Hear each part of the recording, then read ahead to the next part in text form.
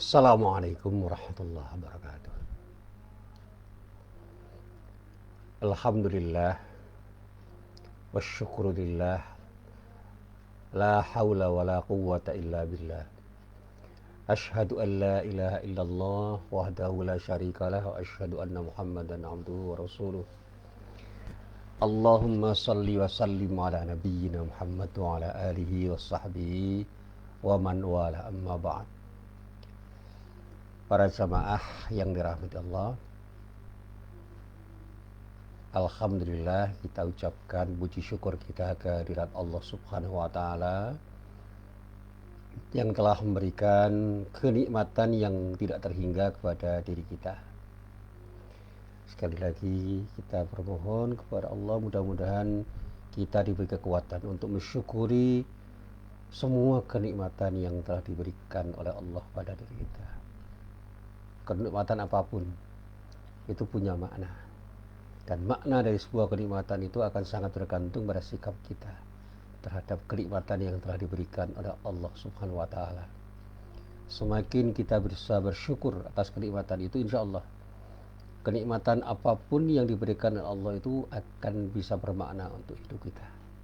Sebaliknya, ketika kita punya sikap kufur nikmat, tidak bersedia untuk bersyukuri nikmat Allah, sebesar apapun kenikmatan itu tidak akan bermakna dan mungkin justru akan memberikan dampak negatif pada diri kita karena kesalahan kita di dalam bersikap. Nah, para jamaah yang dirahmati Allah, salah satu kenikmatan yang diberikan oleh Allah pada diri kita itu adalah ketika Allah mewahyukan ayat-ayat Al-Quran melalui malaikat Jibril kepada Nabi Muhammad sallallahu alaihi wasallam.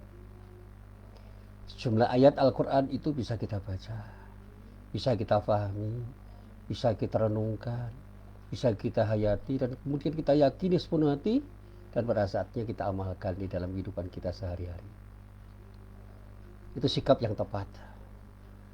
Tetapi tidak semua orang bisa bersikap seperti itu. Bahkan ada orang yang membaca Al-Quran saja enggan, apalagi kemudian dituntut untuk memahami, merenungkan, mentadabburi, sampai pada taraf tertentu meyakini dan mengamalkannya. Itu adalah sesuatu yang berat bagi orang yang tidak bisa mensyukuri nikmat Allah itu. Sehingga di dunia ini memang ada orang yang mendapatkan hidayah Allah dari Al-Quran yang dia baca, tetapi ada juga orang yang tidak bisa mendapatkan hidayah dari Allah itu karena mereka tidak mau membaca, tidak mau memahami, tidak mau merenungkan apa yang dia baca. Kalau sempat membaca, bahkan kemudian karena tidak meyakini, justru pada saatnya dia akan mencoba untuk menggugat kandungan isi Al-Quran itu, kemudian mencari celah untuk menyalahkan apapun yang dibaca dari Al-Quran itu, dan dia mencari alternatif untuk bisa melakukan tindakan berdasarkan pikiran-pikirannya sendiri yang dalam banyak hal bisa jadi bertentangan dengan ayat-ayat Al-Quran. Na'udzubillah min dzalik. Nah, orang-orang seperti itu ada. Maka ketika kita itu membaca surat Ibrahim ayat 7, kita bisa memahami ketika Allah berfirman, "Wa idz ta'adzana rabbukum la in syakartum la azidannakum wa la in kafartum inna adzabi lasyadid." Makna dari ayat itu tegas. Allah itu sudah mempermaklumkan, memberitahukan, menginformasikan kepada siapa? Pada kita semua. Kalau Anda itu mau bersyukur atas nikmat Allah yang telah diberikan oleh Allah kepada dirimu, pasti Allah akan menambah kenikmatan yang telah diberikan oleh Allah pada dirimu itu. Jadi kalau kita itu betul-betul mensyukuri nikmat Allah, Allah berjanji akan memberikan tambahan kenikmatan. Nah, tambahan itu mungkin secara kuantitatif tidak terjadi, mungkin saja, tetapi Nilai dari sebuah kenikmatan itu akan sangat bergantung pada ketika kita bisa menikmati dan kemudian memanfaatkan sejumlah kenikmatan yang telah diberikan oleh Allah pada diri kita. Ketika kita sehat, kita bisa bersyukur dan menggunakan peluang itu untuk berbuat baik.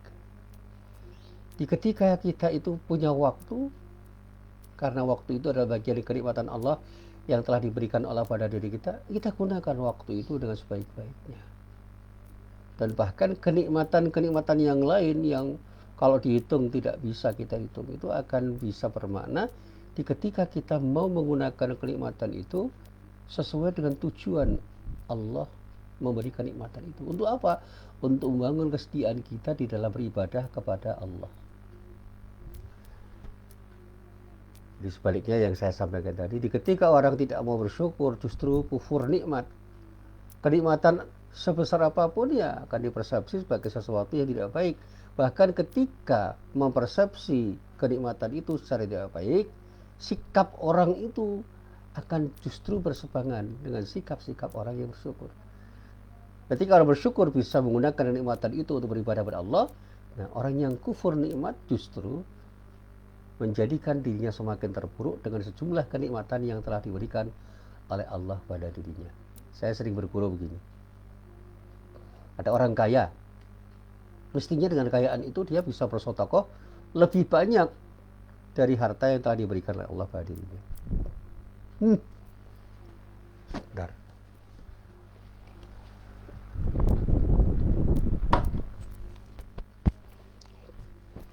Nah, sebentar, ini ada kipas angin yang masih hidup.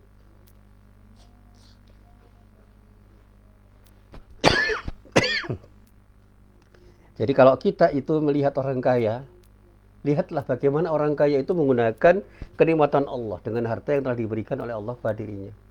Ada nggak orang kaya yang pelit, yang bakhil, yang tidak mau menggunakan kekayaannya untuk beribadah kepada Allah dengan cara bersedekah misalnya? Berzakat saja mungkin ada yang tidak mau. Dia pelit karena apa?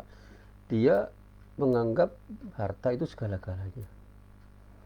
Hidupnya dihabiskan untuk mencari harta, dan pada saat memiliki harta justru dia akan semakin terpuruk karena akan semakin jauh dari Allah dengan harta yang telah diberikan oleh Allah pada dirinya. Na'udzubillah min dzalik.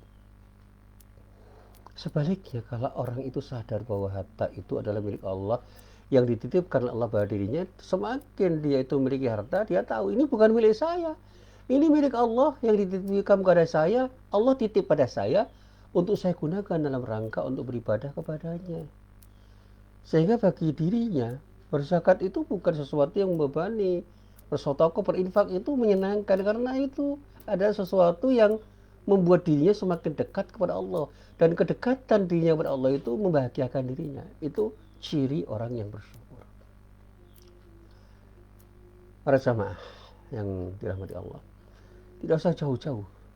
Ada nggak orang pinter yang keblinger dalam bahasa Jawa ini? Dengan pintarannya justru dia semakin jauh dari Allah karena kesombongannya. Arogansi intelektual itu terjadi pada orang-orang yang merasa dirinya punya sesuatu yang lebih dibanding orang lain berupa kemampuan intelektual yang diberikan oleh Allah pada dirinya. Sehingga semakin pintar dia semakin jauh dari Allah karena apa? Dia semakin sombong dan semakin sulit untuk menghargai orang lain, dan semakin sulit untuk menggunakan ilmu yang diberikan oleh Allah itu untuk mendekatkan diri kepada Allah dengan cara yang sebaik-baiknya.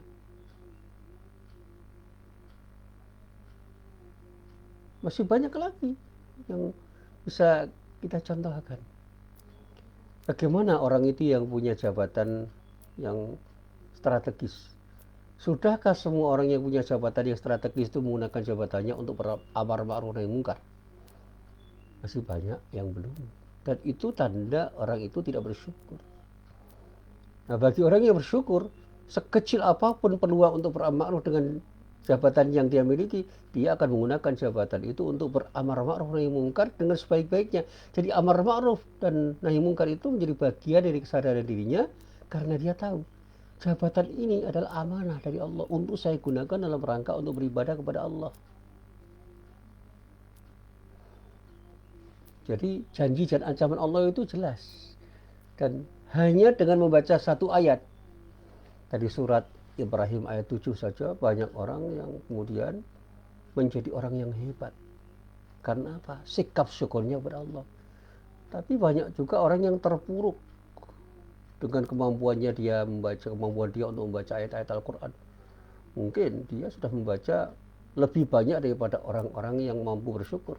Tetapi bacaannya itu tidak menghadirkan sesuatu yang membuat dirinya semakin dekat kepada Allah. Karena arogansinya, karena kesombongannya, justru dia semakin terpuruk karena dia dengan sengaja membelokkan makna ayat-ayat Al-Quran yang seharusnya menjadi hidayah bagi dirinya untuk membuat dirinya semakin jauh dari hidayah Allah. Na'udzubillah min dzalik. Nah, disinilah para jamaah yang dirahmati Allah, saya ingin bicara banyak tentang persoalan hidayah ini terkait dengan Al-Quran yang bisa kita baca. Kebetulan saya itu pernah berada dalam lingkaran studi Al-Quran, dan saya membaca bahwa studi Al-Quran itu telah membawa para peminat studinya menikmati wacana Al-Quran dari berbagai sudut pandang atau pendekatan. Berbagai metode dan orientasi bahasanya itu luar biasa. Dan saya membaca sudah sedemikian banyak simpulan-simpulan penting atas nama Al-Quran yang dihasilkan oleh para peminat studi Al-Quran. Tetapi ironisnya, keasyikan para peminat studi Al-Quran dalam melakukan kajian terhadap Al-Quran itu terkadang justru menjadikan mereka lupa untuk mencari pesan-pesan moral penting Al-Quran yang sesungguhnya menjadi elan vitanya. Jadi yang terpenting dari yang penting dari pesan-pesan moral Al-Quran itu tidak mereka dapatkan karena mereka tidak sadar bahwa Al-Quran itu adalah hidayah Allah yang diberikan oleh Allah kepada orang-orang yang mau memahami, mau mengerti, mau mengimani dan mau mengamalkan. Sehingga maaf harus saya katakan, Al-Quran itu bisa menjadi terkesampingkan dan hanya menjadi bahan kajian yang menghasilkan simpulan-simpulan ilmiah semata-mata. Yang dengan simpulan-simpulan itu bukan tidak mungkin Al-Quran itu akan semakin jauh dari fungsinya sebagai hidayah bagi umat manusia, utamanya umat yang mengaku beragama Islam yang seharusnya merindukan hidayah Allah dari Al-Quran itu. Nah, kalau kita membaca surat Al-Baqarah saja itu jelas tuh. Dari ayat pertama, A'udzubillahi minasyaitonirrajim, Bismillahirrahmanirrahim. Alif Lam Mim. Dzalikal kitabu la raiba fi hudal lil muttaqin. Jadi Quran itu adalah petunjuk Allah. Semua meyakinkan. Tapi bagi siapa Al-Quran itu akan berfungsi secara optimal sebagai petunjuk? Lil muttaqin, bagi orang-orang yang bertakwa. Lamnya di situ bisa dikatakan lam lil milki, bisa dikatakan lam lil ikhtisas. Lam yang menyatakan milik, tetapi juga bisa lam yang berarti pengkhususan. Khusus bagi orang-orang yang bertakwa, memang Al-Quran itu akan menjadi petunjuk bagi orang itu. Tetapi bagi orang yang tidak bertakwa, bisa jadi justru Al-Quran itu akan mereka gunakan untuk menjauhkan dirinya dan orang lain dari hidayah Allah. Ya, kita tidak usah a priori mengatakan, wah banyak orientalis yang mengkaji Al-Quran yang akhirnya menemukan sesuatu yang ketika kita baca justru membuat kita semakin ragu terhadap Al-Quran. Ya nggak usah banyak menuduh seperti itu. Biarlah mereka itu melakukan kajian seperti itu karena mereka punya kepentingan dan kita bisa menduga kepentingannya apa. Biarlah, itu realitas yang terjadi. Tapi kalau kita mau jujur, apakah semua orang Islam yang membaca dan mengkaji Al-Quran itu sudah mengkaji dengan benar sehingga melahirkan karya-karya yang luar biasa ketika mereka mengkaji ayat-ayat Al-Quran itu? Maaf, ini kalau saya sedikit kembali kepada apa yang dulu pernah saya alami ketika saya masuk dalam lingkaran studi Al-Quran. Al-Quran itu telah, sedang dan akan dibaca oleh seluruh orang yang punya keinginan untuk membaca Al-Quran di belahan bumi ini. Oleh siapa? Oleh seluruh lapisan masyarakat yang membaca. Tidak hanya orang Islam, orang-orang non-Muslim pun ada yang punya ketertarikan untuk membaca Al-Quran. Tapi yang saya pahami mereka itu tidak mungkin baik secara intelektual, secara emosional maupun secara spiritual. Mereka itu sangat beragam. Ada sejumlah pembaca yang masih terselubungi selimut akidah dan bahkan selimut ilmu atau dua-duanya. Ada pula yang sudah sanggup menyingkap selimut-selimut akidah dan selimut-selimut ilmu dengan kualifikasi ketersingkapan yang sangat beragam. Nah, ketika ditanyakan siapa mereka dan bagaimana cara kita memahaminya, nah, saya mencoba untuk menelaah. Ya. Kebetulan ada beberapa buku yang sudah pernah saya baca. Misalnya, ambil saja satu contoh Fazlur Rahman, orang yang mendapatkan apresiasi dari banyak orang dalam kajian Al-Quran, tapi juga tidak sedikit dikritik, dicela, bahkan digugat dengan gugatan yang bermacam-macam, bahkan bisa dituduh sebagai orang yang berbahaya, ya terserah lah gitu. Tapi saya membaca dengan empati saja. Ketika Fazlur Rahman misalnya dengan menggunakan analogi sebuah negara, beliau memetakan 3 stratifikasi pembaca Al-Quran.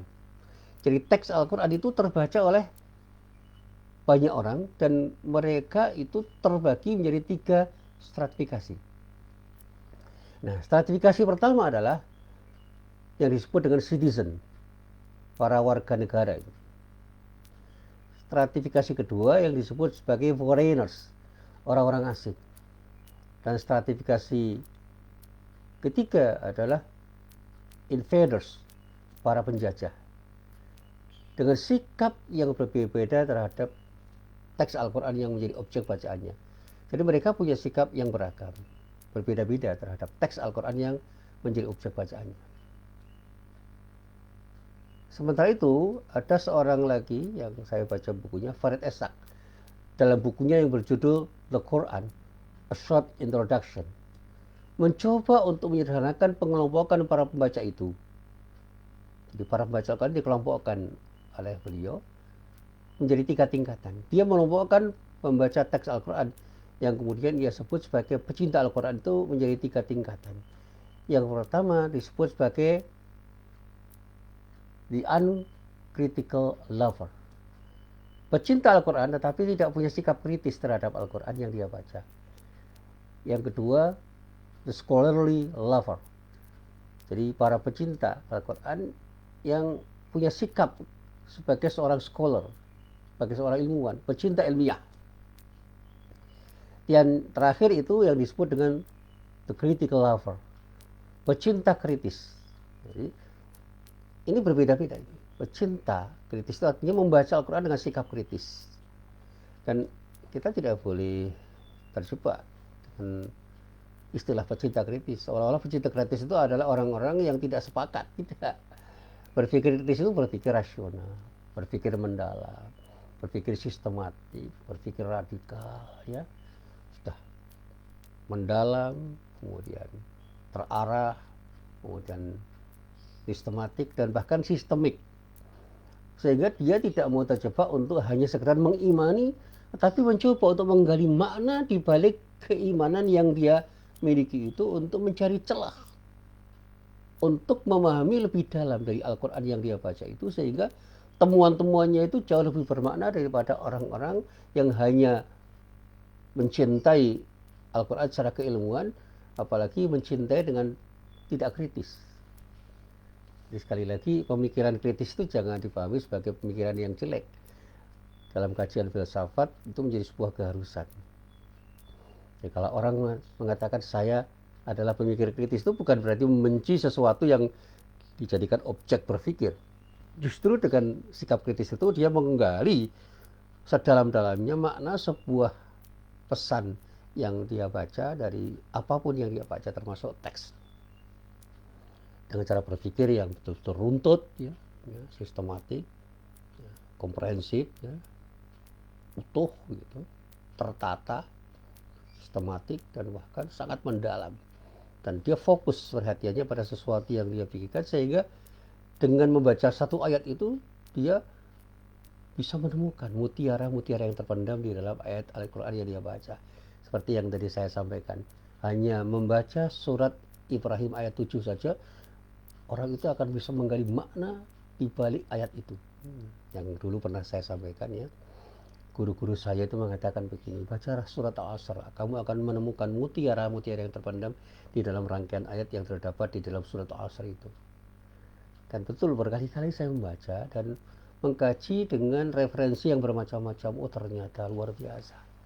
Di dalam surat Al-Asr itu wah banyak hal yang saya gali. Seperti yang juga diungkapkan oleh Imam Syafi'i, dia mengilustrasikan ya, meskipun kita harus mengatakan bahwa itu pemikiran-pemikiran yang harus kita pahami secara cerdas.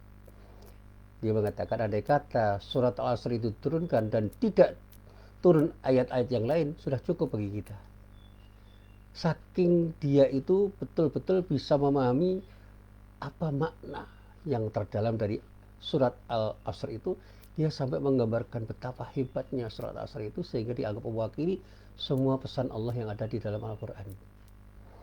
Demikian juga para ahli tafsir mengatakan andai kata Al-Fatihah itu diturunkan dan setelah itu tidak turun, sudah cukup. Itu artinya sebagai induk dari semua aturan yang ada dalam Al-Quran, Al-Fatihah itu mencukupi. Tapi bukan berarti semuanya tersedia di situ.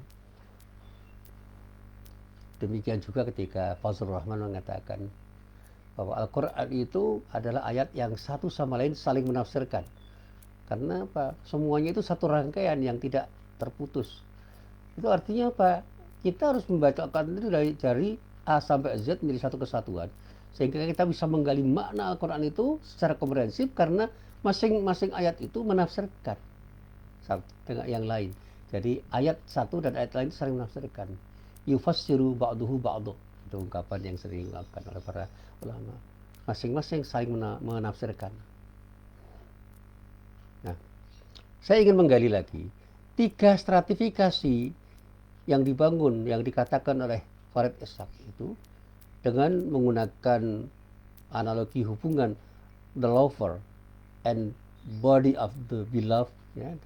Jadi ada lover dan ada body of a beloved.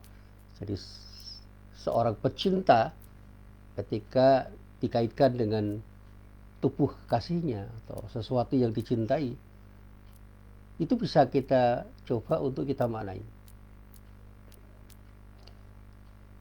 The lover dan body of a beloved masing-masing diwakili pembaca teks Al-Quran itu, dan teks Al-Quran itu diwakili oleh pembacanya dan teks Al-Quran dibaca.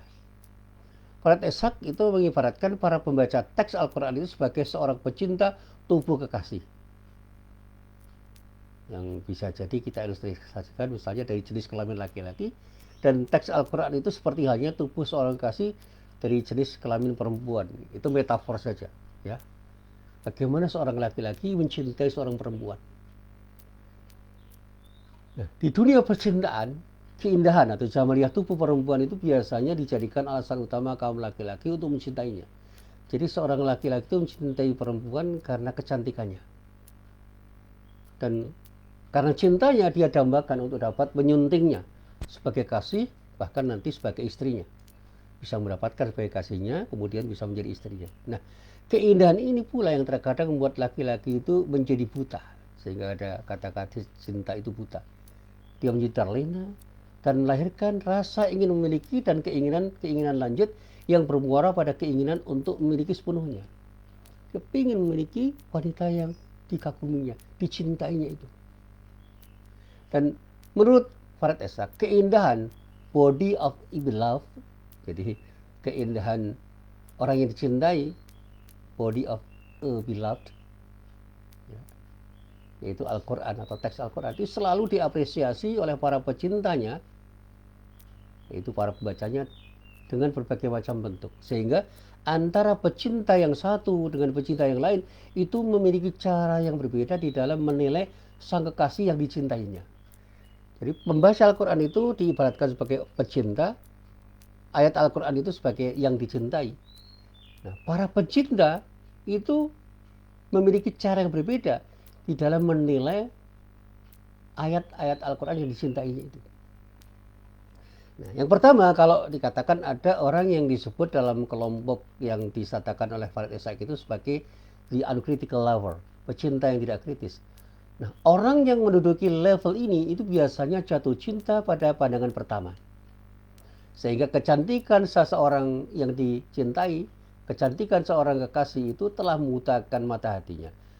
Seakan-akan tidak ada perempuan lain yang lebih cantik dibanding kekasih yang dicintainya itu. Sehingga pecinta seperti ini menilai sekucur tubuh dan apa saja yang melekat pada tubuh sang kasih itu serba indah, serba mempesona, dan serba sempurna. Dan inilah kenyataan yang ada pada ketika kita membaca Al-Quran. Ada orang yang seperti itu. Seperti ketika, maaf, seorang laki-laki mencintai perempuan atau sebaliknya. Seorang laki-laki yang mencintai perempuan dengan cara mencintai yang tidak kritis, itu biasanya terkesima, bahkan bisa buta. Sehingga cinta itu bisa membutakan hatinya, apapun dilakukan untuk hanya si perempuan itu. Bahkan dalam dunia percintaan bisa saja seorang laki-laki itu lupa ada anak istrinya karena mencintai seorang perempuan di luar rumahnya. Sehingga dia itu menggelontorkan uangnya, perhatiannya, pikirannya untuk wanita yang dicintainya itu. Karena apa? Sekucur tubuh wanita yang dicintainya itu membuat dia itu sangat terpesona, dan keterpesonaan itu membuat dia itu punya kesan terhadap keindahan perempuan yang dicintainya karena mempesona dan seolah-olah sempurna. Jadi apapun diberikan. Nah, karena itu kemudian orang itu hanya punya perhatian yang terpusat pada perempuan yang dicintainya itu. Nah, ini metafor saja. Nah, di dalam konteks pembaca Al-Quran, pecinta tidak kritis itu akan selalu memuja-muja Al-Quran secara simbolik dan terkesan formalistik. Sehingga Al-Quran itu dipandang segala-galanya. Teks Al-Quran diperlakukannya seperti sebuah perhiasan permata berlian dengan simbol keindahannya tanpa pernah tahu apa hakikat manfaatnya itu. Bahkan terkesan ya, penghormatan simboliknya itu berlebihan. Apapun caranya. Misalnya ada orang yang sangat menghormati teks Al-Quran sampai mushaf Al-Quran itu ditempatkan di tempat yang sangat terhormat, tetapi lupa bahwa yang sebenarnya lebih bermakna itu adalah sesuatu yang ada di dalamnya. Dan penghormatan formalistiknya itu kemudian diutarakan, dimunculkan, diwujudkan, dimanifestasikan dengan penghormatan yang sifatnya itu tidak substantif. Kemana-mana bawa mushaf Al-Quran, jadi bawa aja. Bahkan membaca Al-Quran dengan bacaan-bacaan yang indah itu sudah merasa cukup. Itu tidak seluruhnya jelek, tidak. Tetapi itu adalah pemahaman elementer yang perlu ditingkatkan. Nah, bagi dia, sang pembaca itu, Al-Quran itu adalah jawaban dari segala persoalan. Tetapi dia, sang pecinta itu tidak memahami bagaimana proses untuk memperoleh atau menciptakan jawaban-jawaban itu. Orang itu hanya mengonsumsi atau mendaur ulang jawaban-jawaban mengenai Al-Quran itu dari orang lain. Nah, posisi pecinta ini, kata Farid Essayk, ditempati oleh kaum muslim kebanyakan mayoritas. Pada umumnya mereka memperlakukan Al-Quran hanya sebatas bahan bacaan yang dilafalkan di ujung lidah, dibaca berulang-ulang, dilombakan dalam bentuk musabaqah yang bermacam-macam, dihafalkan dan diperlakukan Al-Quran itu dengan sejumlah penghormatan simbolik dan formalistik yang sangat beragam. Sekali lagi, ini tidak salah, tetapi itu sebuah cara elementer yang perlu ditingkatkan. Sehingga kalau ada orang yang sekarang rajin membaca Al-Quran sampai menghafalnya, harus kita apresiasi. Karena itu adalah bagian dari segmentasi para pembaca Al-Quran yang ada di dalam komunitas muslim. Dan itu bisa menepati mayoritas. Ini yang pertama. Nah, yang kedua, yang disebut sebagai the scholarly lover, pecinta ilmiah. Pecinta ini, para jamaah yang dirahmati Allah, dijelaskan oleh Farid Essayk dengan penjelasan yang indah. Pecinta tipe yang ini mengagumi segala keindahan yang dimiliki sang kekasih, yaitu Al-Quran, atau teks-teks Al-Quran.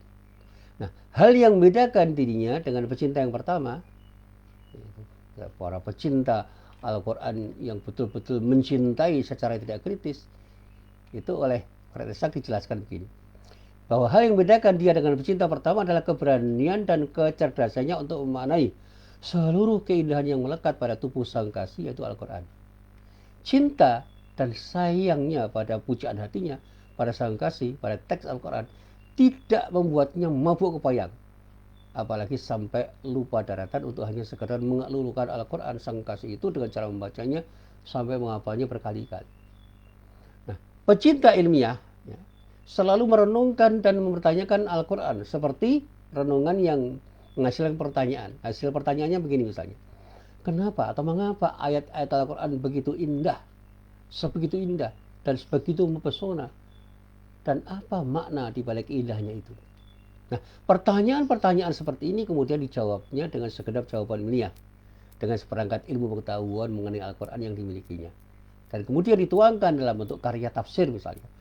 Dengan ungkapan lain, di samping selalu merindukan kehadiran teks Al-Quran yang disebut sang kasih, dia juga senantiasa selalu berusaha untuk membaca ayat-ayat Al-Quran itu dengan cermat, memahami dan menafsirkan ayat itu, sehingga lahirlah karya-karya dirinya terkait dengan hasil bacaan Al-Qurannya itu. Nah, sepertilah para mufassir mencintai Al-Quran. Ini sudah meningkat itu. Dia bukan hanya penghafal, tapi penerjemah, orang yang berkaya dengan Al-Quran, dan bahkan menjadi mufassir, para ahli tafsir. Nah, tipe ketiga atau strategi ketiga yaitu pecinta kritis, the critical lover. Nah, seorang yang menjadi pecinta kritis terhadap Al-Quran itu, dia terpikat pada sang kasih, pada Al-Quran itu, tetapi tidak menjadikan ia gelap mata.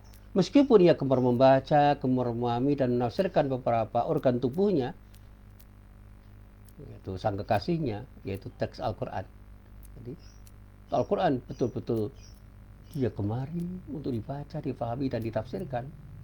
Dia juga sanggup bersikap kritis, bahkan kadang-kadang terlalu kritis terhadap segala sesuatu yang menempel pada tubuh sang kasih, pada Al-Quran itu.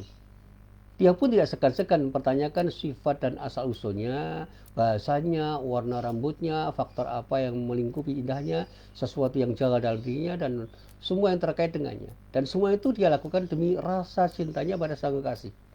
Jadi orang yang sangat mencintai Al-Quran dengan sikap kritis itu, karena rasa cinta yang mendalam pada Al-Quran, dia akan tidak hanya membaca, tidak hanya sekedar memahami, tidak hanya sekedar menafsirkan, tetapi lebih dari itu, dia menggali dengan sangat intens apapun yang ada di dalam Al-Quran itu.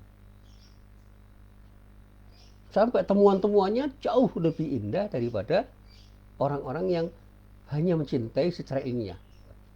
Nah, untuk memahaminya, ya, memahami sang kekasih atau ayat-ayat Al-Quran itu yang dia baca, para pencinta pada level ini, pada level sebagai critical lover, pecinta kritis, rela menikahi dalam tanda petik sang kekasih, yaitu Al-Quran yang dia baca itu, dan memanfaatkan berbagai macam ilmu yang dia pelajari, misalnya ilmu sosial humaniora yang mutakhir, seperti linguistik, sosiologi, antropologi, hermeneutika, dan filsafat sebagai pisau analisisnya.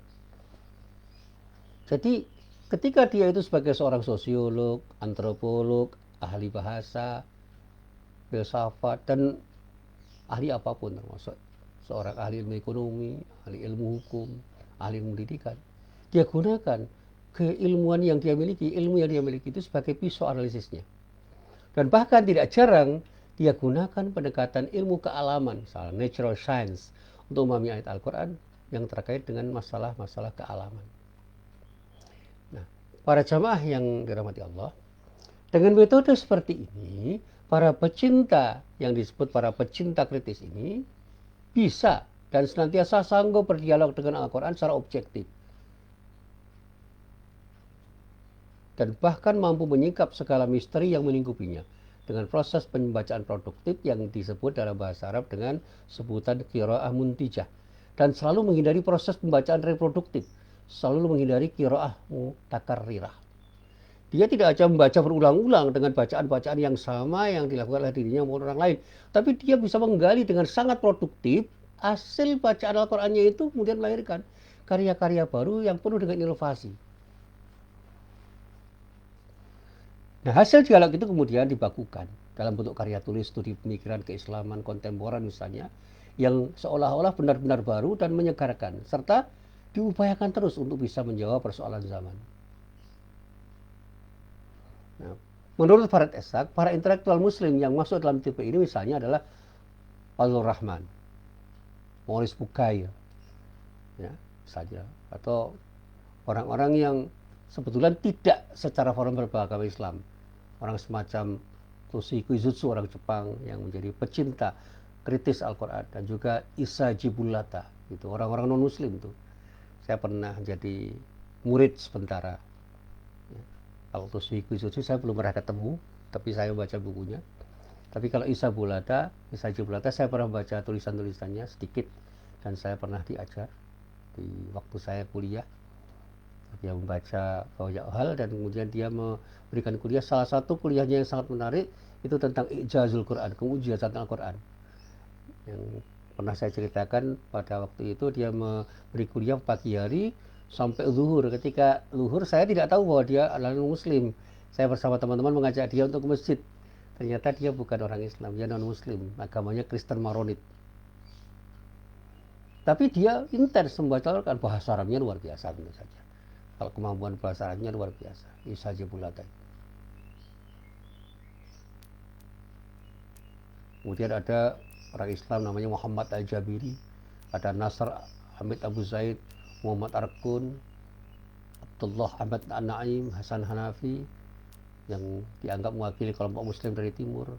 Di Indonesia ada Nur Khalis Majid, Kunto Wijoyo, Ahmad Baikuni, Dawarjo, dan yang terakhir itu guru saya itu, waktu saya belajar di Mu'alimin, Pak Syafi'i Ma'arif, itu mewakili kelompok muslim di Indonesia. Saya pernah belajar di Mu'alimin dan salah satu guru saya itu Pak Ahmad Syafi'i Ma'arif, Buya Syafi'i Ma'arif.